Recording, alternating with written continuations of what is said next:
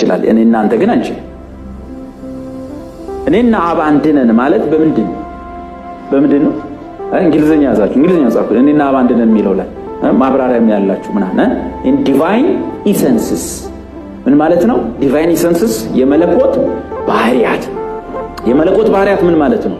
አምላክ ብቻውን የያዘው ገንዘቡ የሆነ ባህሪው የአምላክ ብቻው። ለምሳሌ ፈጣሪነት እኔና አንተ የእግዚአብሔር ልጆች ብንሆንም መፍጠራችን ፍጡራን በሁሉ ቦታ መኖር እኔና አንተ በሁሉ ቦታ መኖር አንችልም።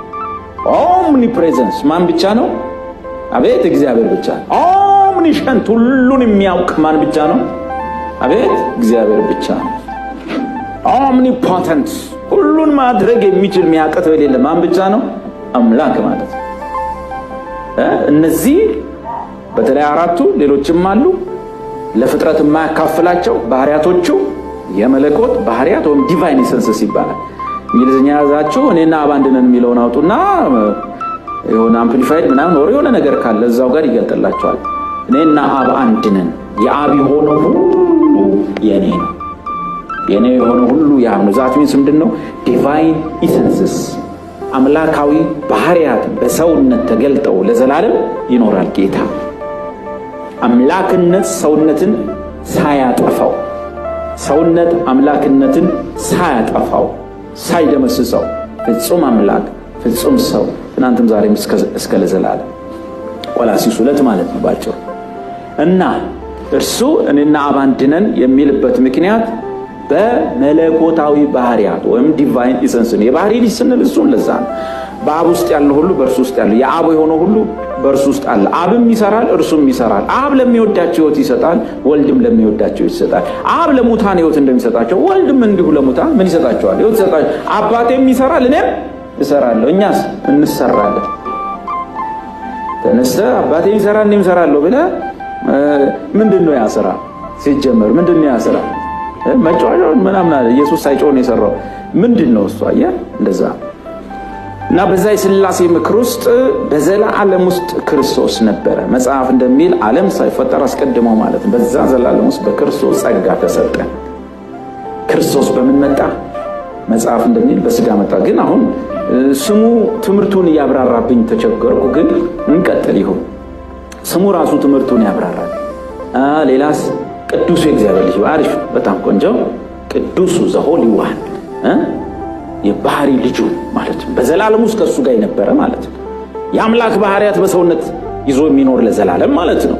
ቅዱሱ ዘሆሊ ዋን ሚለው የእግዚአብሔር ልጅ አውቀናል። አንተ እግዚአብሔር ቅዱስ ሳይሆን አንተ እግዚአብሔር ቅዱሱ ምን ሆኖ ሲመጣ ተራራ ላይ ቆየ። ከዚያስ 40 ቀን ጸለየ። ሲመጣ ምን አለ?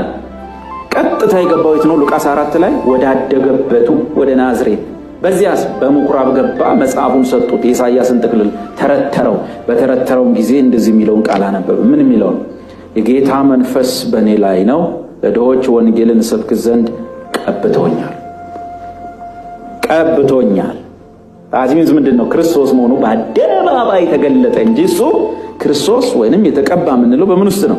ዓለም ሳይፈጠር አስቀድሞ በዘላለም ሲጸነስስ ክርስቶስ ነው። ምን ተብላለች? ካንቺ የሚወለደው ቅዱሱ የእግዚአብሔር ልጅ ተብሎ ይጠራል። ክርስቶስ የሆነ ጌታ ተወልዶላቸዋል። ሲወለድም ክርስቶስ የሆነ ጌታ ነው የተወለደው።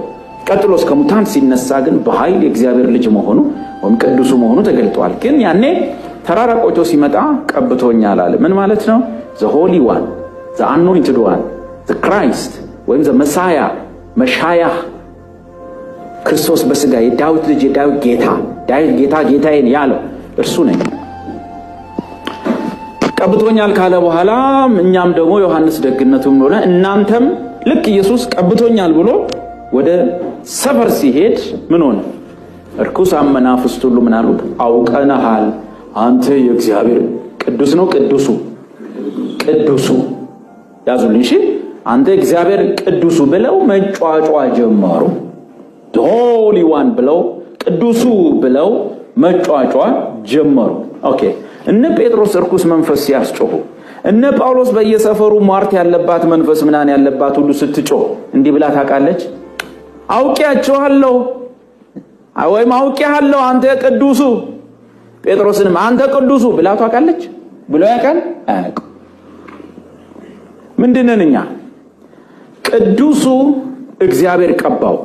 መቼስ ቅባት ላይ እጅ አይቀባም፣ ራስ ነው የሚቀባው። ግርጌ አይቀባም አይደል? ወገብ ይቀባል።